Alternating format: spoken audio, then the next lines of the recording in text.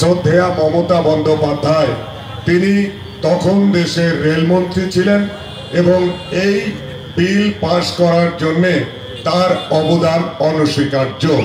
2003 সালে যে বিল পাশ হলো নাগরিক বিল, সেই বিলে পূর্ববঙ্গ, পাকিস্তান, আফগানিস্তান থেকে আসা উদ্বাস্তু মানুষদেরকে ইলিগাল মাইগ্রেন্ট বলা হলো।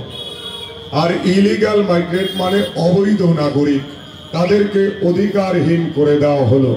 দেখা গেল এই 2004 সালের 28শে ফেব্রুয়ারি তখনও ভারতবর্ষের প্রধানমন্ত্রী অটল বিহারী বাজপেয়ী আর রেলমন্ত্রী মমতা বন্দ্যোপাধ্যায় তাদের মাধ্যমে পাকিস্তান এবং আফগানিস্তান থেকে যে মানুষগুলো ভারত ভূমিতে প্রবেশ করেছে তাদেরকে নাগরিক করা হয়েছে, অথচ পূর্ববঙ্গ থেকে আসা মানুষগুলোকে ইলিগাল মাইগ্রেন্টের তকমা রাখা হলো।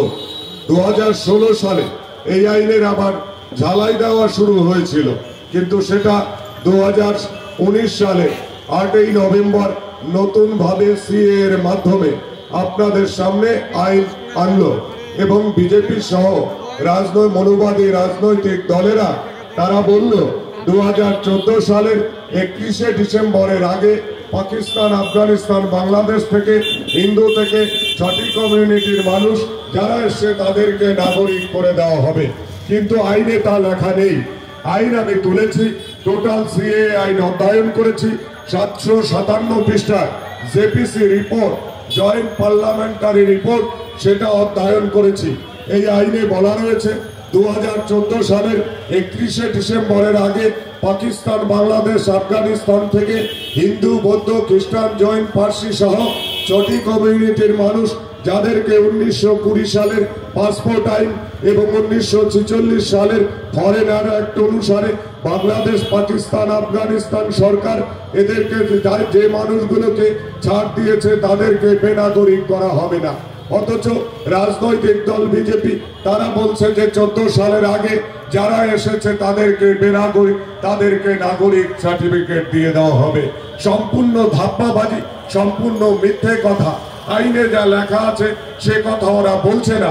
বিজেপি যারা করে এবং তৃণমূল যারা করে, মনুবাদী রাজনৈতিক দল যারা করে, তাদের মধ্যে যে মানুষগুলো ভালো ইংরেজি জানেন তাদের কাছে আমরা বহুজন সমাজ পার্টির পক্ষ থেকে আবেদন রাখবো, আপনারা ওই আইন তুলুন এবং আইন তুলে অধ্যয়ন করুন, অধ্যয়ন করে দেখুন ওই আইন বলে আপনাকে নাগরিক করতে পারছে কিনা।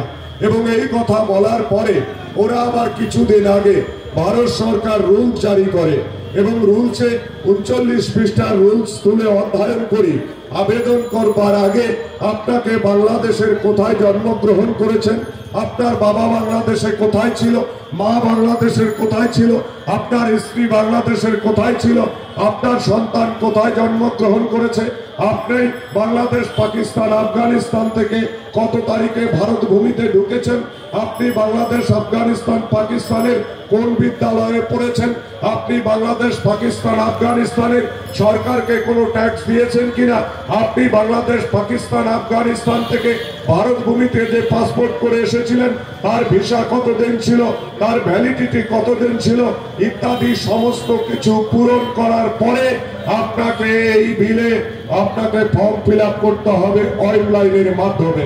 আপনি যখন অনলাইনের মাধ্যমে ফর্ম ফিল আপ করবেন তখন দুটো কমিটি আছে, একটা district level committee control by central government. আপনি এই তথ্য পূর্ণ করে আপনি যখন এই ডিস্ট্রিক্ট লেভেল কমিটির কাছে দেবেন, তারা যদি সন্তুষ্ট না হয় যে আপনি যে তথ্য দিয়েছেন সেটা সঠিক নয়, তখন এই তথ্য আপনাকে এম্পাওয়ারমেন্ট কমিটির কাছে দিতে হবে। এম্পাওয়ারমেন্ট কমিটি পোস্টে প্রত্যেক স্টেটে একটি করে কমিটি আছে। সেই এম্পাওয়ারমেন্ট কমিটি যদি আপনাকে বলেন আপনি উপযুক্ত নয়, তাহলে আপনার সম্পূর্ণরূপে আপনি বিদেশি নাগরিক বলে পরিগণিত হবেন এবং ভারতবর্ষের কোনো কোর্টে গিয়ে আপনি এর বিরুদ্ধে কোনো কেস করতে পারবেন না। এবং এর সঙ্গে সঙ্গে 237টি সুপ্রিম কোর্টে কেস চলছে এই আইনের বিরুদ্ধে। আর কোনো কারণে যদি দেখা যায় যে আইন এই সুপ্রিম কোর্টের কেস মোতাবেক এটা খারিজ হয়ে যায়, যারা যারা অ্যাপ্লাই করবে তারা প্রত্যেকে তথ্য আজকে সরকারের স্বরাষ্ট্র দপ্তরের হাতে চলে যাবে। তাহলে এত ভাইয়ের ভালোই যখন আইন, এই অসীম বাবা, লোককবি অসীম বাবা আর আমাদের শান্তনু বাবারা বিভিন্ন জায়গায়, মমতা বালা ঠাকুরেরা বিভিন্ন জায়গায় মতুয়া আশ্রমে গিয়ে কপাল ভেজাতে গিয়ে কপাল ভিজিয়ে ফেলে। অর্থাৎ এরা কবিয়ালরা যখন গান গায়, কবিয়ালরা গান গাইতে গাইতে বলে ফেলে বিভিন্ন সময় যে কপাল ভিজিয়া গেল নয়নের জলে। অসীম বাবার অনেক জায়গায় গান শুনেছি, আর বিভিন্ন জায়গায় গানে এই টপ্পাটা ভালোই দেয়, বলে কপাল ভিজিয়া গেল নয়নের জলে। যখন উত্তর দিতে পারে না, উত্তর দিতে না পারার সময় বলে ঠ্যাং দোকানি বাঁধা ছিল তেঁতুল গাছের ডালে। অর্থাৎ কপাল হচ্ছে উপরে থাকে, কোনোদিনও চোখের জলে কপালে ভেজে না, চোখের জলে কপাল ভেজা উচিত, কপাল ভেজে।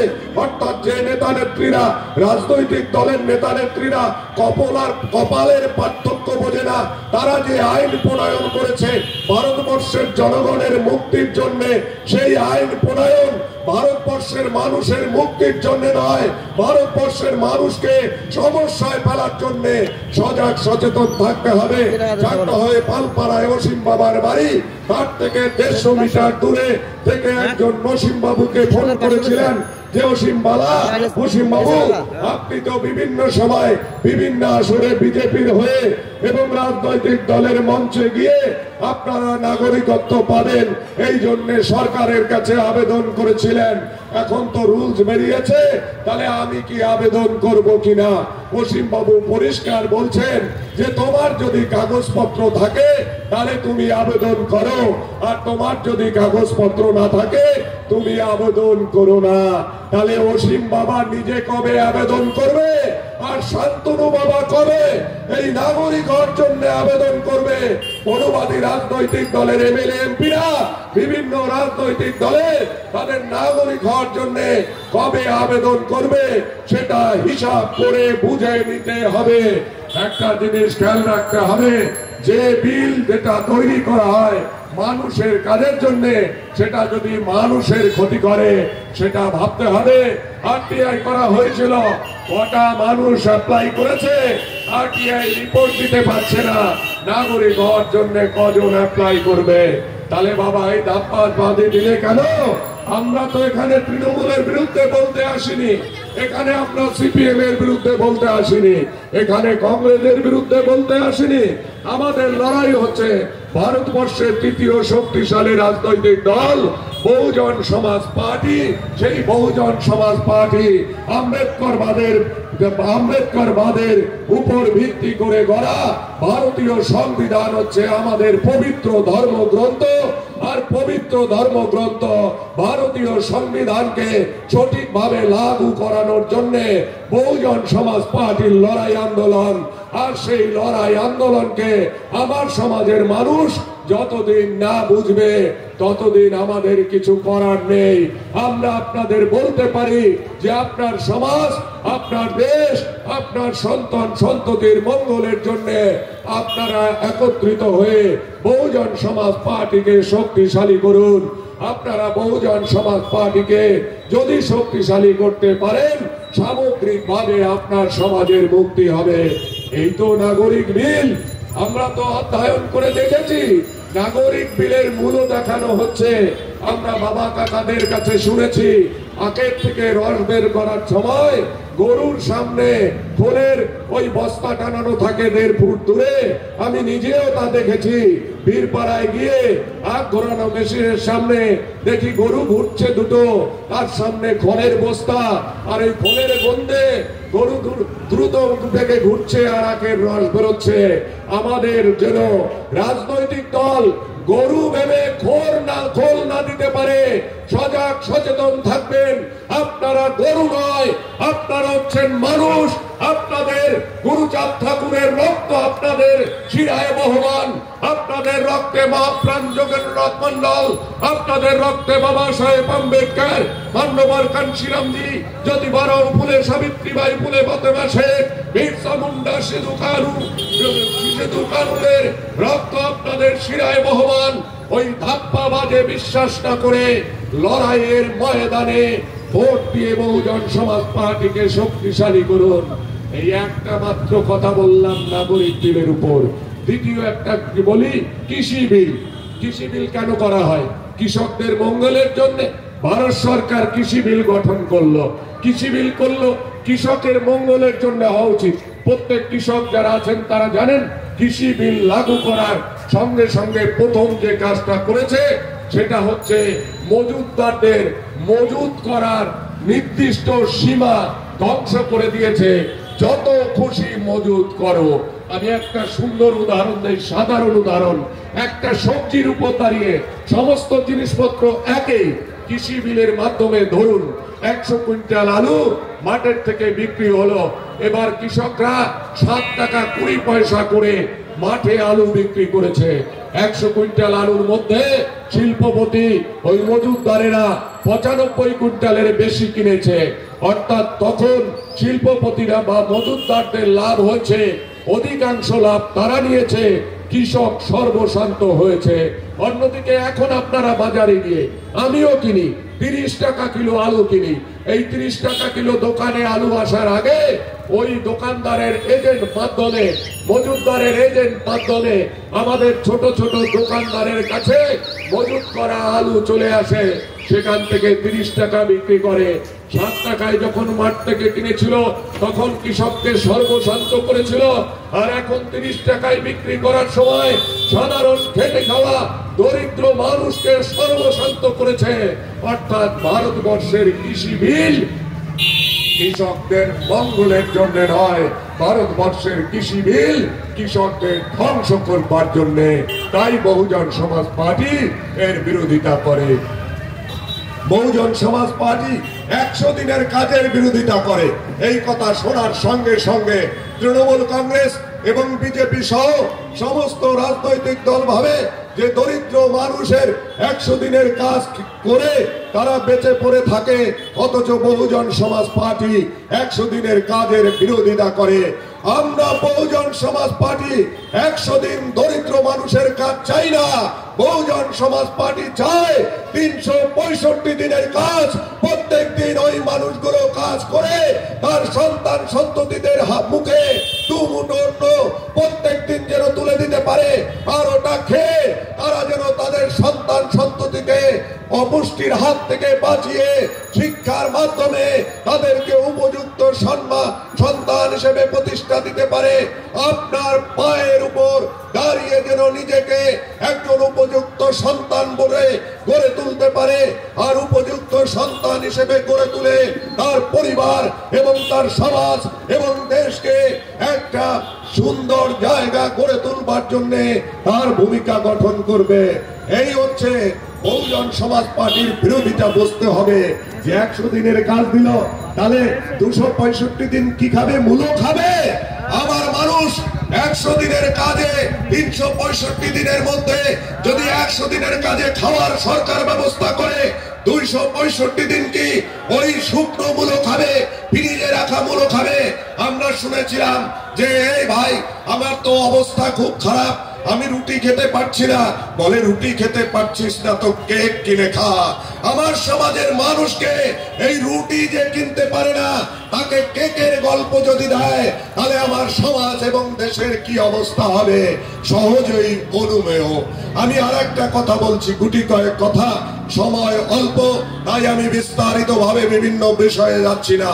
ইলেকট্রাল বন্ড তৈরি হলো বিভিন্ন শিল্পপতিদের কাছ থেকে। রাজনৈতিক দল তাদের ফান্ড এবং সাংসদ যেন জেতানো যায়, তাদের পার্টিটাকে সঠিকভাবে চালানো যায়, এই জন্য শিল্পপতিদের কাছ থেকে হাজার হাজার কোটি টাকা গ্রহণ করে তার ফান্ড গঠন করলেন। মান্যবর কাঞ্শিরামজি যখন টিএন সেশন নির্বাচন কমিশনার ছিলেন, টিএন সেশনকে মান্যবর কাঞ্শিরামজি বললেন কোন রকম ইলেকট্রাল ফান্ডিং বহুজন সমাজ পার্টি সমর্থন করে না রাজনৈতিক দলের পক্ষে। এবং সেই অবস্থান বহিন কুমারী মায়াবতী আজও রেখেছেন। আর এই ইলেকট্রাল বন্ডের মাধ্যমে ভারতীয় জনতা পার্টি 7,000-এরও বেশি কোটি টাকা ধরে নিলাম 7,000 কোটি টাকা তাদের ফান্ডে শিল্পপতিদের কাছ থেকে গ্রহণ করলেন ভারতীয় জনতা পার্টি। সারা ভারতবর্ষে 350টি ক্যান্ডিডেট দেয়, 7,000কে 350 দিয়ে ভাগ করলে পার ক্যান্ডিডেট যারা ভারতীয় জনতা পার্টি দাঁড়িয়েছে তাদের এক একজনের নামে 20 কোটি টাকা ফান্ডিং করেছে শিল্পপতিরা। অর্থাৎ 20 কোটি টাকা এক এক এমপি ক্যান্ডিডেটকে ফান্ডিং করেছে শিল্পপতিরা। কারণ কি, ওই ফান্ডিং করে ওকে যদি জিতিয়ে দেওয়া যায়, জিতিয়ে দিলে ওই শিল্পপতিরা নির্বাচনের পরে আবার জিনিসপত্রের দাম সহ নিত্য প্রয়োজনীয় সমস্ত জিনিসপত্রের দাম বাড়াবে। আর বাড়ানোর সময় এই এমপি গুলো কোনো কথা বলতে পারবে না, কারণ তার বড়বাবু ওখানে বন্ডিং করে ইলেকট্রাল বন্ডের মাধ্যমে টাকা তো ফান্ডিং করে রেখেছেন। এই কথাটা মনে রাখতে হবে। অর্থাৎ তৃণমূল কংগ্রেসও কম যায় না, তৃণমূল কংগ্রেসও কম যায় না। তারা সারা ভারতবর্ষে লোকসভায় 50টি আসন দেয় এবং 50টি আসন দিলে তারা ইলেকট্রাল বন্ডের মাধ্যমে শিল্পপতিদের কাছ থেকে নিয়েছেন 1661 কোটি টাকা। অর্থাৎ পার ক্যান্ডিডেট পিছু 33.38 কোটি টাকা তৃণমূল কংগ্রেস আর দলের ফান্ডিং করেছে। অন্যদিকে কংগ্রেস সারা ভারতবর্ষে 300 ক্যান্ডিডেট দেয়, তারা ইলেকট্রাল বন্ডের মাধ্যমে 1441 কোটি টাকা গ্রহণ করেছে। তারাও পার ক্যান্ডিডেট 4.86 কোটি টাকা গ্রহণ করেছে। অর্থাৎ ইলেকট্রাল বন্ডের মাধ্যমে অনৈতিক ভাবে শিল্পপতিদের কাছ থেকে হাজার হাজার কোটি টাকা গ্রহণ করে নির্বাচনের পরে শিল্পপতিদের মুনাফা পাইয়ে দিয়ে সর্বসাধারণ সর্বল প্রকার জনগণদের ধ্বংস করবার যে কৌশল রাজনৈতিক দল নিয়েছেন, সেখানে সিপিএম কিন্তু কম যায় না, তাদের একটু কম দিয়েছে। এক সময় রাজ্যে ক্ষমতায় ছিল, 2-3 রাজ্যে ক্ষমতায় ছিল, এখন টিম টিম করে জ্বলছে। বাতি কখন দপদপ করে কখন নিভে যাবে তার তো হদিশ নাই। এবারে যদি 8 থাকে, সামনের বারে দেখা গেল কোনো সিটেই নাই।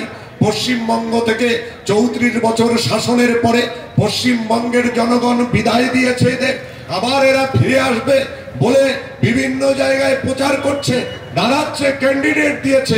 আমি আর তার সম্পর্কে বলতে চাই না।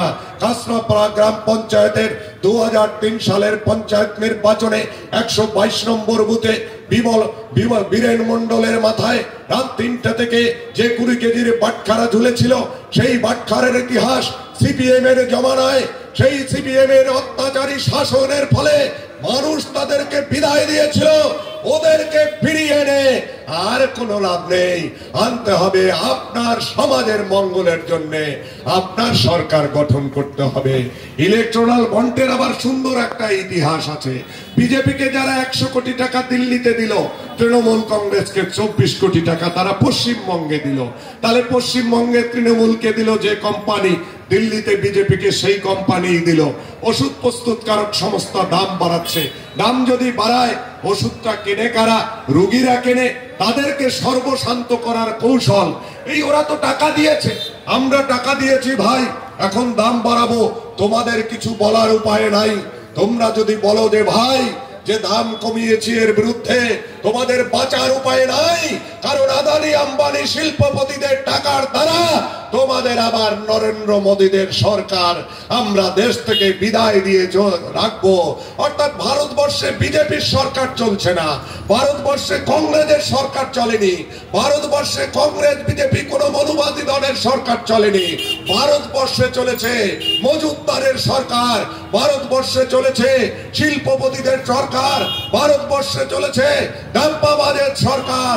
তাই বলি ভারতবর্ষে আর নাই দরকার ডাপ্পাবাজের সরকার, মিথ্যাবাজের সরকার, জুমলাবাজের সরকার। ভারতবর্ষে আর নাই দরকার। মনে রাখতে হবে।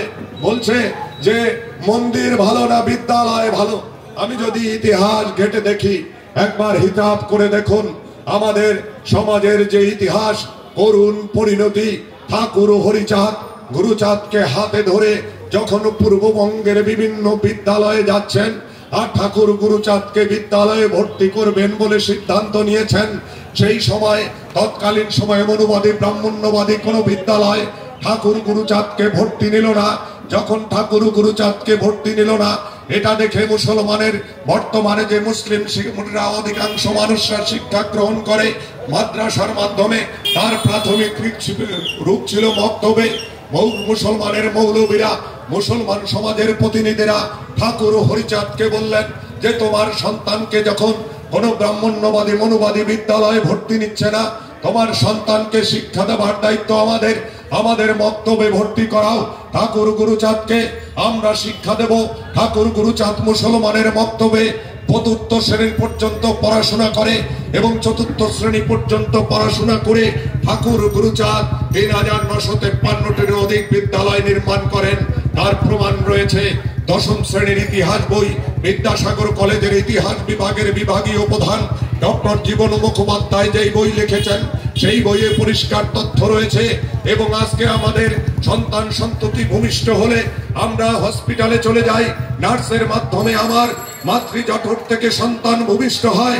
আজ থেকে ১৫০ বছর আগে ঠাকুর গুরুচাঁদ ভেবেছিলেন আমার মানুষেরা যে অঞ্চলে বসবাস করে অপুষ্টিজনিত কারণে যেখানে তারা থাকে, তাদের ঘরে যে সন্তান হবে সেই সন্তান সুন্দরভাবে ভূমিষ্ঠ হওয়া দরকার আছে। সেই ভূমিষ্ঠ করবার জন্য সেই সময় ঠাকুর গুরুচাঁদ ধাত্রীমাতা শিক্ষার প্রবর্তন করেছিলেন। জীবন মুখোপাধ্যায়ের ইতিহাস বই দশম শ্রেণী পশ্চিমবঙ্গ সরকারের পাঠ্য বইতে লেখা রয়েছে। অর্থাৎ আমার সমাজের মানুষরা শিক্ষা দেওয়ার জন্য আমার সমাজের মানুষকে লড়াই আন্দোলন করেছিল। জ্যোতিবা রাও ফুলে, সাবিত্রীবাই ফুলে, বিরসা মুন্ডা, সিধু কানুরা, তারা লড়াই করেছিল আমার সমাজের মানুষের শিক্ষা রোজগার স্বাভিমান দেওয়ার জন্য। আর সেখানে দাঁড়িয়ে যখন বিভিন্ন সময় মহাত্মা গান্ধী থেকে শুরু করে আরএসএস এর দ্বিতীয় সরসংঘ চালক গোলওয়ালকার তার লেখা ওই বান্স অফ থট, তার মাধ্যমে আমাদের সমস্ত ধরনের অধিকার হরণ করলো। গান্ধীজি তার গুজরাটি ভাষায় লেখা জীবনী গ্রন্থে সেখানে বললেন অস্পৃশ্য হরিজন সমাজের ঘরের সন্তান সন্ততিদের শিক্ষা গ্রহণ করবার দরকার নেই। ওদের বাড়িতে যে কুড়ে ঘর আছে সেই কুড়ে ঘর সম্পর্কে অনিয়া যাবে। আর বামফ্রন্ট সরকার যখন ৭৮ সালে ক্ষমতায় আসে, ৭৮ সালে পশ্চিমবঙ্গ বামফ্রন্টের চেয়ারম্যান কমরেড প্রমোদ দাশগুপ্ত, আর ওদের লেখালেখির দায়িত্ব ছিল কমরেড ব্যোমকেশের। ক্ষমতায় এসে ওরা একটা বই প্রকাশ করে, বইয়ের নাম ভাষা ও শিক্ষানীতি। ভাষা ও শিক্ষানীতিতে কমরেড প্রমোদ দাশগুপ্ত বলেন যে শ্রমিক চাষা কৃষকের ঘরের সন্তান